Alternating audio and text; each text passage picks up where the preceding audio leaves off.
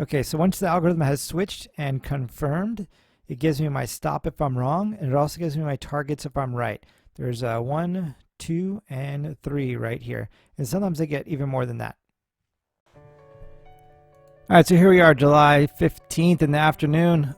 This stock is sitting up a little earlier than I'd like to trade it, and it's running into a support area here. But algorithm is telling me I can get in long, so I'm going to go ahead and do that, even though normally I trade it later on in the day for a better success rate. We're going to go ahead and jump in long here in 4 seconds. 3, 2, 1. All right, so we're in this trade. We'll mark it up. All right, so normally I trade this stock after 2 o'clock where it gives me like a 90% success rate. Right now at this time frame, it's pretty good still. It's like 78%, somewhere in there. So we jumped into it. The biggest reason I jumped into it is it usually likes to trade opposite the market, and the market seems to be on its way down. So we're going to see if this can break past that support area I just showed you. Right, it's right on support here. So, and it goes back pretty, further. There's much more evidence further back of support. So, but algorithm saying to jump in, long, have permission. Volume agrees, and I still get like a 78% accuracy in this time window. So I decided to go ahead and take this trade. All right, so since this stock has made it most of the way there, about 90% of the way there, we're going to go ahead and move our stop. Right, stop. What's happening here?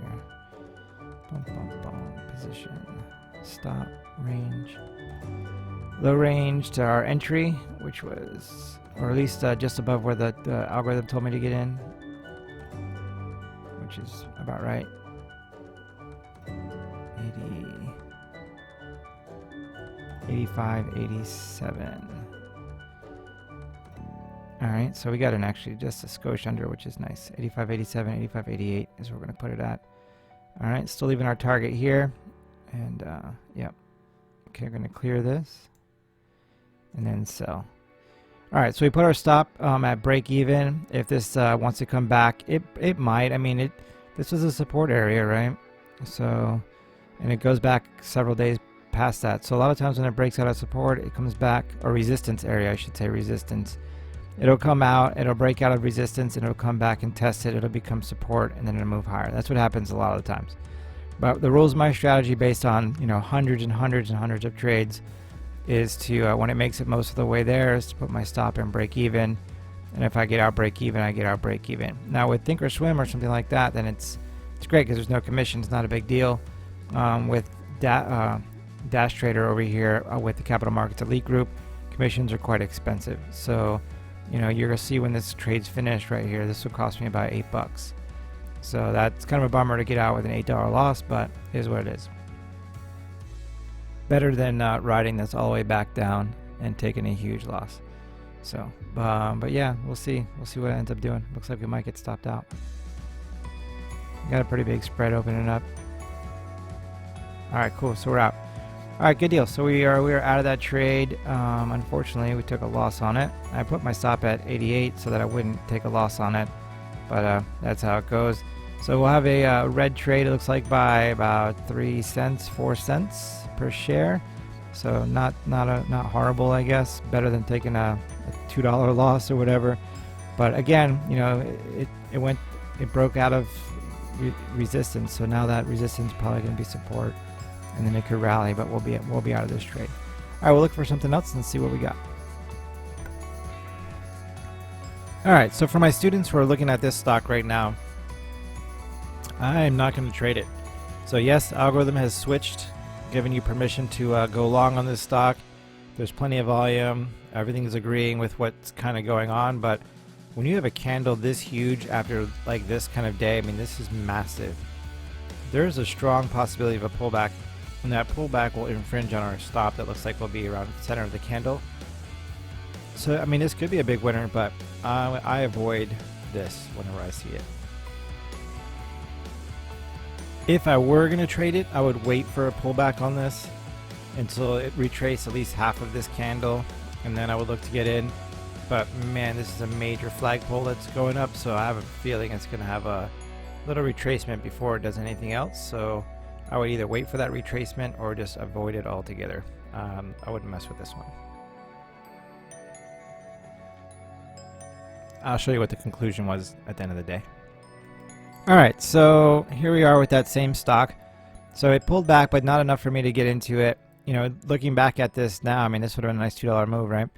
I could have got, you know, I could have bought a small position just in case it rallied and did its thing. Then I could have made some money on this trade, and if it fell and crashed because there was no more buyers left, then no big deal. And at the same time, if it came back, it would have given me an opportunity to, you know, add to my position to get up to full size and then rally. But either way, this ended up being, you know, a winning trade for anybody who took it. I don't usually take these without a decent pullback, just because a lot of times they'll pull back. Sometimes they'll go sideways for a while, and then you just don't really know what's going to happen. You know, but things change as the day goes on.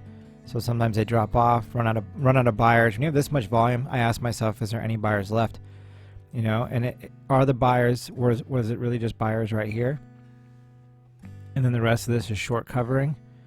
You know, what is this? So that's the thing. I don't usually like to trade that type of setup.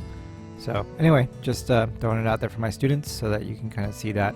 But it would have been a winner if I trusted the algorithm and just did what the algorithm said. It would have been a winner. This was my second trade for the day, my other trade opportunity. It didn't, so I didn't take it, and it would have been a $2 win. Unfortunately, I didn't take it, but that's how it goes. So I got nothing else setting up, so I'm going to shut it down for the day. It looks like we're going to finish the day down with a red day. Should have been a green day, but we're going to finish down just a few pennies. Looks like 4 cents, just under 4 cents red day. So small red day. We'll be back tomorrow, Thursday, and see if we can get another green day in this week. Alright, so I wanted to jump back on here and just kind of go over the day real fast. So I had this stock here, this first one of the day. The algorithm switched, got permission to get in, and had the volume agreed. And like I said, you know, normally I don't trade it at this time of the day because my success rate's not as good, and I like to try to stay with the highest probabilities. Trading it in the afternoon is where I have much higher probabilities after 2 o'clock. I get like a 90% success with this one. So, but I took it anyway because it usually trades opposite the market, and the market seemed to be going down. And I was like, yeah, you know, just jump in, and maybe I'll get there. It'll be worth the trade. I mean, when I say it's not that great success rate, it's like 78%. So it's still pretty good. It's just not the highest probability. So anyway, so it came up 90% of the way is the rule. Stop and break even, and look at that thing. Just came straight down. And put my stop in just above break even, like a couple pennies, trying to account for some slippage, but it wasn't enough. So that's why we ended up with a red day of what was it, 3 cents, 4 cents, 4 cents. So, and then of course it went sideways. So it never hit the stop down here, and it closed the day above where I bought it. So on my log, I have 2 logs. I have one that I track my actual trade, what, you know, price I got in, price I got out, shares, all that stuff. And then I have my other log, which tracks my stocks, because I trade the same stocks every day. So this will actually go in as a winner today, even though it was a loser in my actual trade log. And it's a winner because it never hit the stop, and it closed above where I had purchased it. So that would be a winner. So then after that trade happened, I was like, feeling a little gun shy today. And that happens sometimes. You get like that as a trader. I'm going to go over to the other stock we traded. All right, here we are. Or should have traded, I should say. So then this happens. This is a massive single candle. Now, most traders are looking at this saying, oh, it's a giant, you know, bull flag forming. And yeah, they're probably, you know, clearly they were somewhat right because it kept on going. But for me, when there's this much volume involved in this kind of move, and I don't see any reason for this to be happening, like they didn't invent something or something crazy happened, you know, it makes me a bit nervous of why this happened. Is this mostly short covering? What is this? And will it come back down? So I fully expected a retrace of this candle of about 50%, which is what I typically have seen over my many years, like 20 years of trading.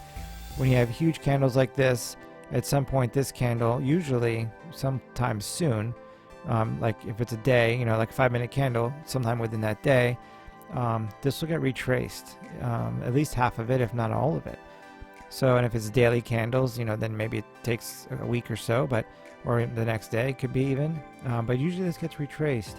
So I didn't jump in the trade based on technical stuff when the algorithm was telling me to get in. Had I just traded the algorithm, I would have definitely made some money on this. But sometimes, when you have a great strategy or an algorithm or whatever it is, you'll reflect back on stuff that you've seen over and over and over again. Or in another example, if you get smacked by somebody a whole bunch of times, next time they raise their hand, you're going to flinch because you're going to expect to get smacked. So, when you have a bunch of losses trading something, sometimes next time you see it, it makes you a little bit like, I don't know about that. So I didn't take this trade.